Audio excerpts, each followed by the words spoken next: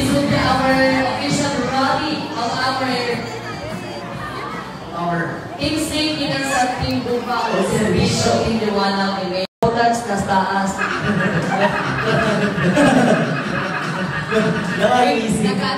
Si Chairperson of Barangay Amas Former, we have Miss Shiloh May. Barangay 1, sa katapusan akong isingit, serbisyong totoo, gugma og serbisyong dili kausik, kay gigamitan og ipuno na. Muhatag og oras kung wala kay gugma kanamo. Tama? Sumuna nga nagpasalamat ni Barangay Muaan. Confident kaayo ni sa among kadaugan. Ingon ana ang eleksyon.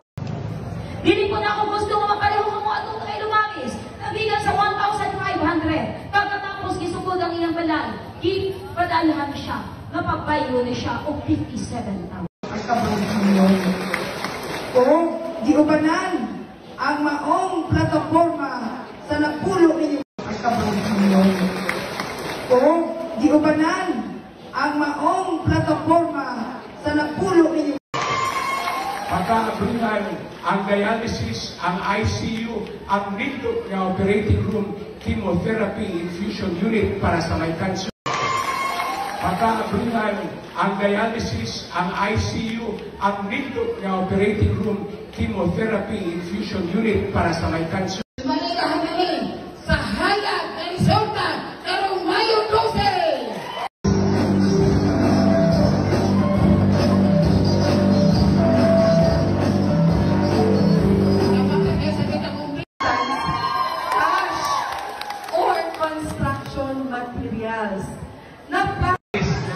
Ang City Councilor si Tokali, concert ko, personal.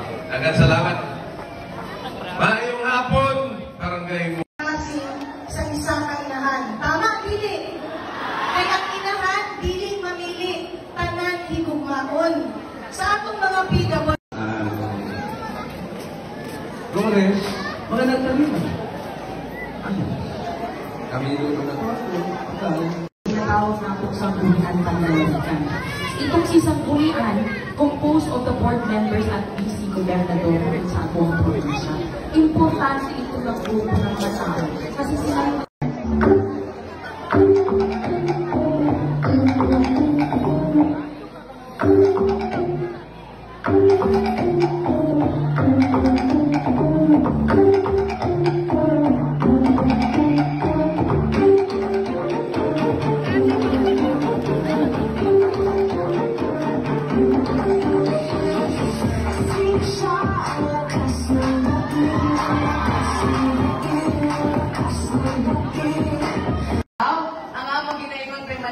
pasalamatan kami kay mas ginawa kami nagkauyon sa politika sa uban ninyo nga mga opisyales ipagamit kita sa inyong pasilidad karon.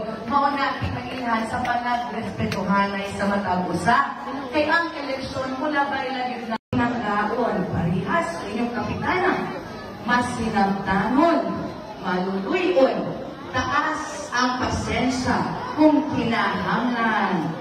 Tunlon ang pride kung kinahanglan. Anak lang lagi. Na 3rd District Representative, Congresswoman Maria Alana Samantha Calino Santos. O siyempre, dili amay kalimtan.